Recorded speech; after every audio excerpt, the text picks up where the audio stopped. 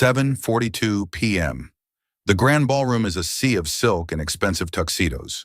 On stage, the 36-year-old CEO stands poised to announce a miracle, a massive anonymous donation that will save her foundation.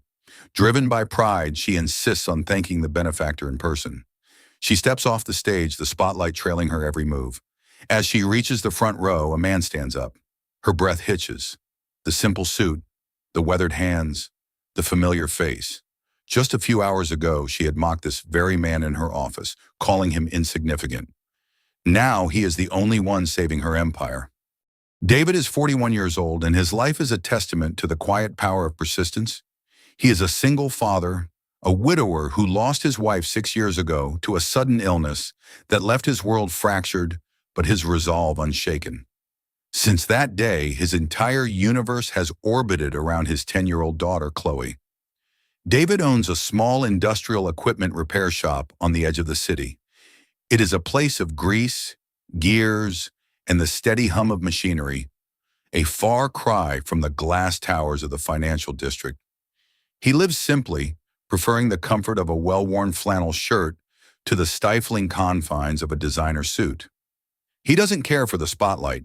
He doesn't seek the approval of the high society circles that dominate the local news. To David, success isn't measured by the brand of his car, but by the strength of the machines he fixes and the happiness of the little girl waiting for him at home. Beyond the workshop, David carried a quiet burden of legacy. His late wife, Sarah, had been an educator who believed that the greatest talent often lacked the right tools. After her passing, David found solace in the precision of his craft, but his heart remained tethered to her mission. He didn't just fix engines. He restored hope for small businesses that couldn't afford new equipment. His bank account grew quietly from years of smart investments and a modest lifestyle, yet he continued to wear the same boots, their soles worn thin from standing on the concrete floors of his shop. To the world, he was just a mechanic. To those who knew him, he was a silent guardian of the community's industrious spirit. Every morning at 6:15 a.m., David begins his ritual. He prepares a balanced breakfast for Chloe, making sure she has enough energy for her busy day at school. He packs her lunch with the precision of an engineer, always including a small note tucked into the side pocket of her backpack. These notes are simple. I'm proud of you. Be kind today. Or, you've got this. They are the silent anchors of their relationship. After dropping her off at the school gates, David heads to his shop. He spends 10 hours a day submerged in the technical complexities of heavy pumps, generators, and specialized industrial tools. His hands are permanently stained with the faint scent of oil, his skin toughened by decades of manual labor. He is a man of few words, but when he speaks, people listen, because they know his word is as solid as the steel he works with. One rainy Tuesday morning, as he walked Chloe to the school entrance, she stopped and looked up at him. "Are you coming to my school event next week, Dad? The one where we show our science projects?" David knelt down, disregarding the damp pavement on his knees. He looked into her bright, hopeful eyes and gave her a firm, reassuring nod. "Wouldn't miss it for the world, Chloe. I've already marked it in the shop calendar in red ink." Chloe beamed, her smile radiating a warmth that made all the long hours in the shop feel like a privilege. Family was his North Star. It was the reason he worked until his back ached, and the reason he kept his ego tucked away in a drawer. He didn't need the world to know his name. He just needed Chloe to know she was loved. Contrast this with Elena. At 36, Elena is the CEO of a revolutionary educational technology company. She is brilliant, decisive, and fiercely ambitious. She grew up with the belief that speed and efficiency were the only metrics that mattered. Her company provides digital learning platforms to thousands of schools, and she is often heralded as the Queen of EdTech. She is known for her sharp tongue and her ability to read a room in seconds. However, this gift is also her curse. Elena has grown accustomed to judging people by their outward appearance, their titles, and the prestige of their connections. To her, time is the most valuable currency, and she hates wasting it on anyone who doesn't look like they can move the needle of her success. She moves through life in a blur of black coffee and high-stakes meetings, rarely stopping to see the individual faces behind the numbers. Her office was a cathedral of glass and steel, reflecting her belief that transparency was only for data, not for emotions. She prided herself on being unhackable, a leader who never let a moment of weakness slip through her perfectly tailored facade. Behind the scenes, however, the board was restless. The foundation's financial gap was a ticking time bomb for her reputation. She needed a win, and she needed it big.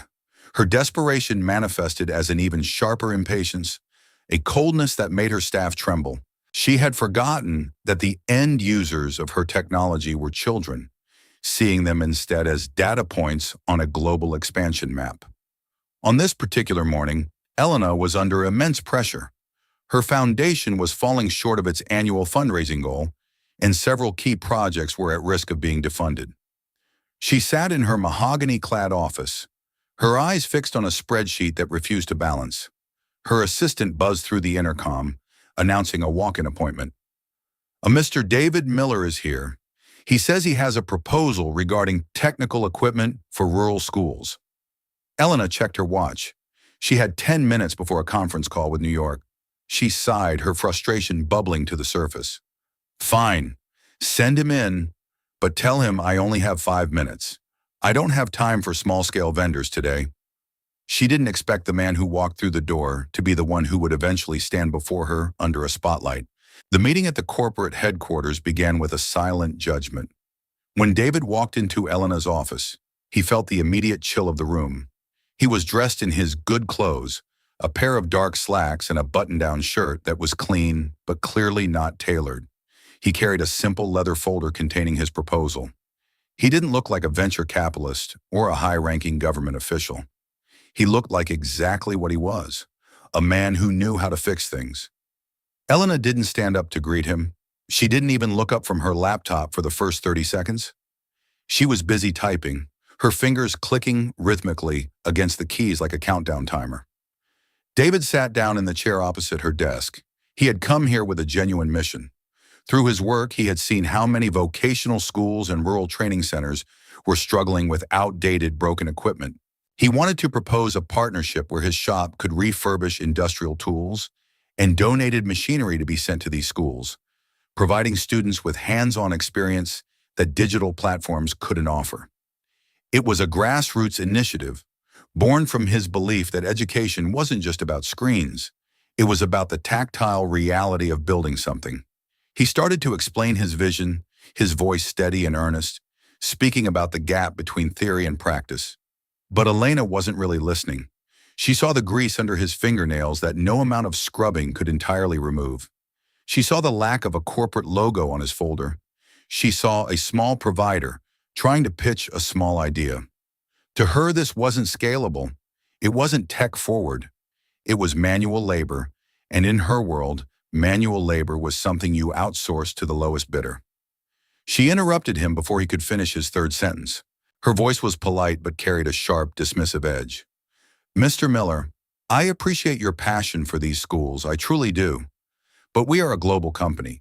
We usually work with larger partners, corporations that can provide thousands of units at a time. We don't really deal with refurbishing projects. It's just not the direction we're heading."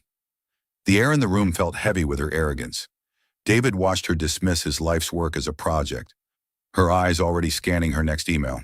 He realized that for Elena, progress was a digital cloud, while his world was rooted in the dirt and the steel that actually held society together.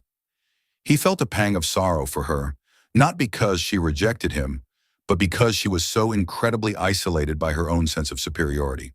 She was living in a palace of mirrors, seeing only the reflection of her own ambition, never the reality of the people she claimed to serve. David paused, his folder still open to a page showing photos of students in a small town using a lathe he had repaired for free. He looked at Elena, seeing not a visionary leader, but a woman blinded by the glare of her own success. He realized that she didn't see the students. She saw the units. She didn't see the impact. She saw the scale.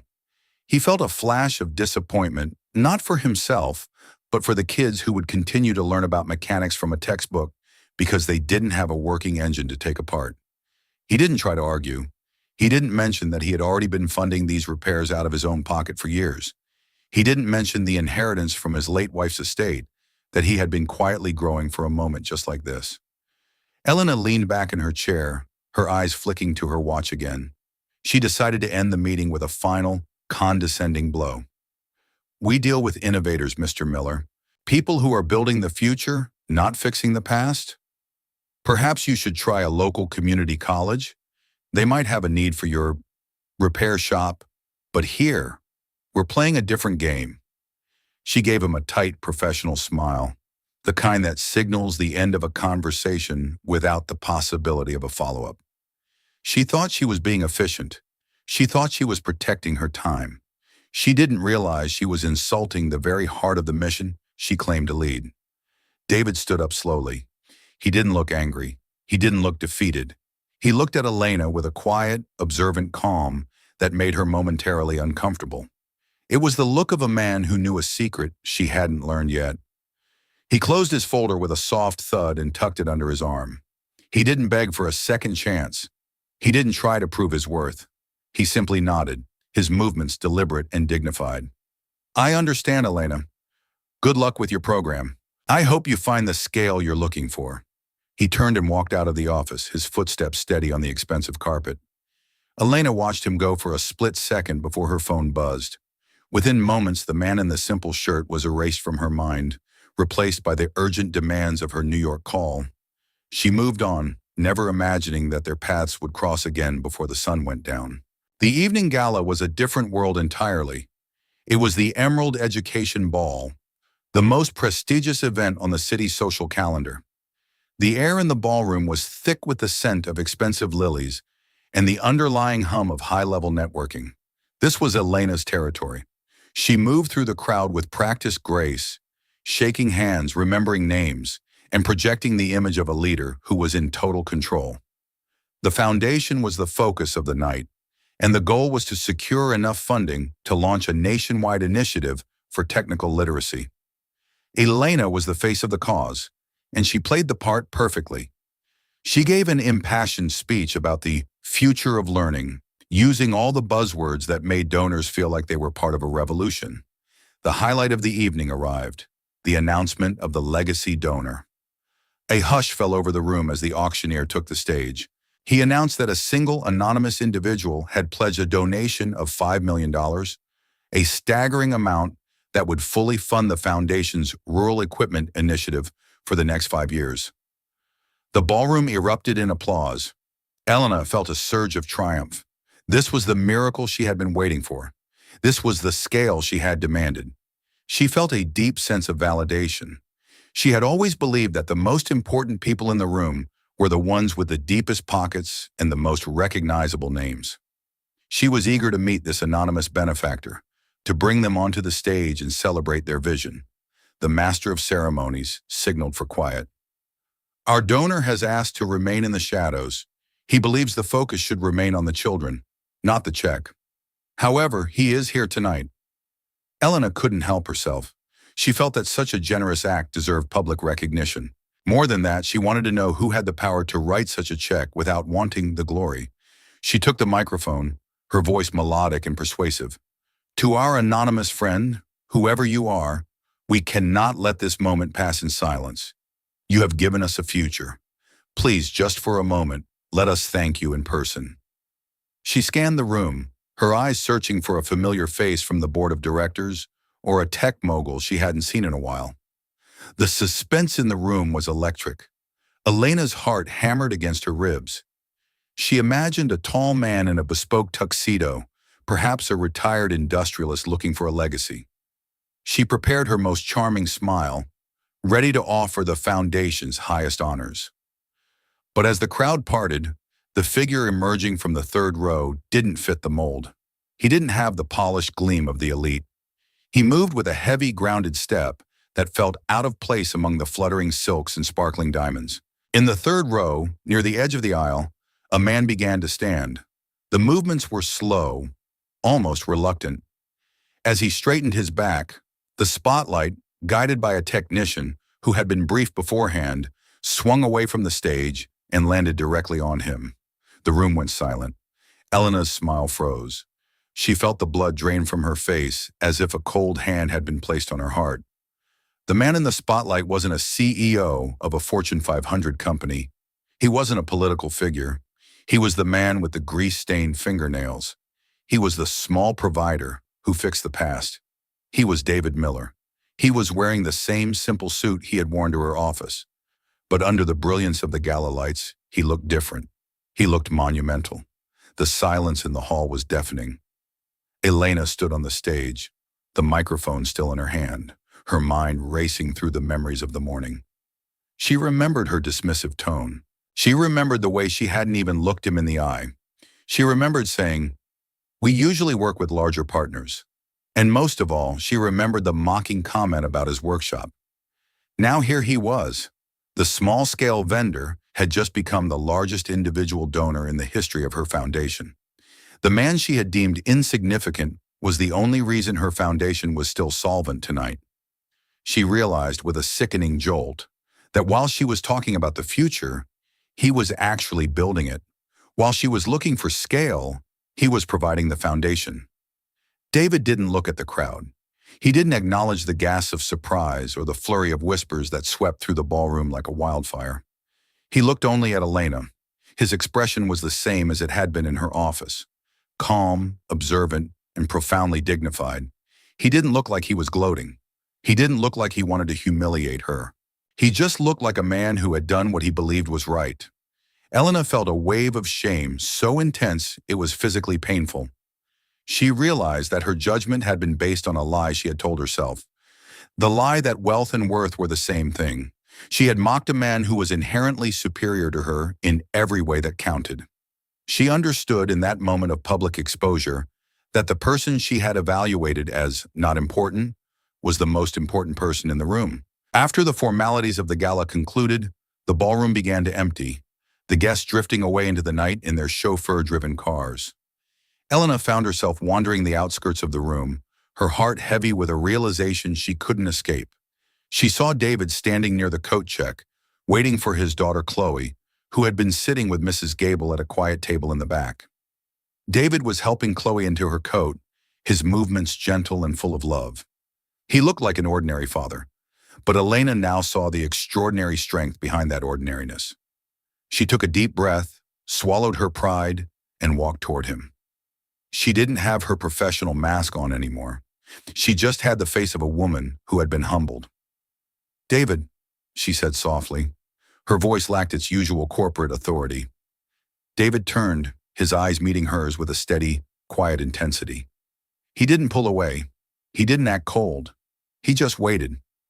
I have so many questions," Elena continued, her voice trembling slightly. "Why didn't you tell me this morning? When you were in my office, when I was being so dismissive, you could have stopped me. You could have told me who you were. You could have shown me that check and made me listen. Why did you let me walk all over you?" She looked at him, desperate to understand the logic of a man who didn't use his power as a weapon. David looked down at Chloe, who was holding his hand, and then back at Elena. "Because the donation isn't about me, Elena. It's not about my name on a plaque or your recognition of my status. It's about the students in those rural towns who don't have the tools they need to learn a trade. If I had used my money to force you to listen, I would have been just as focused on ego as you were this morning. I wanted you to see the value of the proposal on its own merits. I wanted you to see that a small workshop in the valley could be a bridge to the future. You weren't ready to see that this morning. You were too busy looking at my fingernails to see the vision I was holding in my hands." Elena felt a lump in her throat. She realized that David's silence had been a form of grace she didn't deserve. He had given her the opportunity to be a good person on her own, and she had failed. He had allowed her to reveal her true character, and the revelation was ugly. "I was so wrong," she whispered, the words feeling heavy in the air. "I thought I knew who the important people were. I thought I knew how to spot success. I've spent my whole life looking up at the skyscrapers, and I forgot to look at the people who were actually building the foundations." She looked at her hands, which were clean and manicured, and then at David's, which were scarred and strong. She understood that his wealth wasn't just in his bank account, it was in his integrity. David nodded, a small, sad smile appearing on his face. Education changed my life, Elena. My father was a mechanic, and he taught me that there is no shame in honest work. He taught me that knowing how to fix a machine is just as important as knowing how to write a line of code. When my wife passed away, she left her estate to me with one instruction: use this to make the world a little more balanced. That's all I'm trying to do. I don't want to be an innovator in your world. I just want to be a man who leaves things better than I found them. I want Chloe to grow up in a world where people are judged by what they do, not by how they look while they're doing it. He squeezed Chloe's hand, and the little girl looked up at him with a look of pure, uncomplicated hero worship. Elena began to understand the depth of her mistake. She had focused on the how of education, the platforms, the scale, the tech, but she had forgotten the why. Freeworm. She had forgotten that at the end of every wire and every screen was a human being who needed to feel capable and valued. She saw that David wasn't just a donor. He was a partner she had been too blind to recognize. She realized that her foundation didn't just need his money. It needed his perspective. It needed his grease-stained fingernails and his humble heart. She felt a shift in her own soul, a cracking of the polished exterior she had spent years constructing. She realized that tonight wasn't just the birth of a new initiative, it was the birth of a new Elena. A few weeks passed since that evening, and Elena's office lobby took on a new appearance. The tense silence and rushed meetings were replaced by a different rhythm, the rhythm of true collaboration. Elena did not let David disappear into the shadows as he had wished. Instead, she persuaded him to become a strategic technical advisor for the foundation. Elena's company officially signed a long-term partnership agreement with David's repair shop. The project went beyond just funding. It became an ecosystem where Elena's digital technology merged with David's practical understanding of machinery. They were no longer just providing units of equipment. They were building real vocational training centers for young people in the most remote parts of the country. Elena changed the way she led. She began to spend time away from the glass towers to visit small schools. One afternoon at a vocational school in a poor rural area, Elena stood at the back of a classroom and observed. She saw David standing among a group of students, his hands still stained with oil, his face radiating joy as he showed a boy how to operate a lathe that his shop had just restored. No one in that room knew this man was a multi-million-dollar donor. They only saw a teacher, a dedicated craftsman passing on life skills to the next generation. David wasn't lecturing about global vision. He was simply helping a child understand the power of their own hands. That moment touched the very core of Elena's heart. She realized that true success did not lie in the applause of a gala or the growth numbers on a chart. Success was in the brightening eyes of a student when a machine roared back to life for the first time. She saw David laughing with the students, a smile without a trace of arrogance, only sharing. Elena walked closer, feeling the warmth of the workshop, a warmth that air-conditioned boardrooms had never possessed. She had learned to look through the simple suit to see a great soul, and through the laboring hands to see a sustainable future. The final scene took place as the class ended. David's daughter, Chloe, ran in from the yard and hugged her father. She asked excitedly, "Did the kids like the machines, Dad?" David picked his daughter up, his eyes sparkling with a simple but profound happiness. He laughed and replied, "They love them, Chloe. They love them more than anything." He looked over at Elena and gave a slight nod, a nod of understanding and trust. Elena smiled back, a sincere smile no longer burdened by calculation. She knew that from now on, she would never judge a person by their outward appearance again. She thought she knew who the important people were, but that night, she learned a life-changing lesson. The quietest person in the room sometimes carries the biggest heart. Never mock a humble soul, for you do not know how they are silently building a better world for everyone. If this story touched your heart, please like and subscribe to the High TL Stories channel for more inspiring stories every day. Thank you for listening, and remember, true value lies in what you do when no one is watching.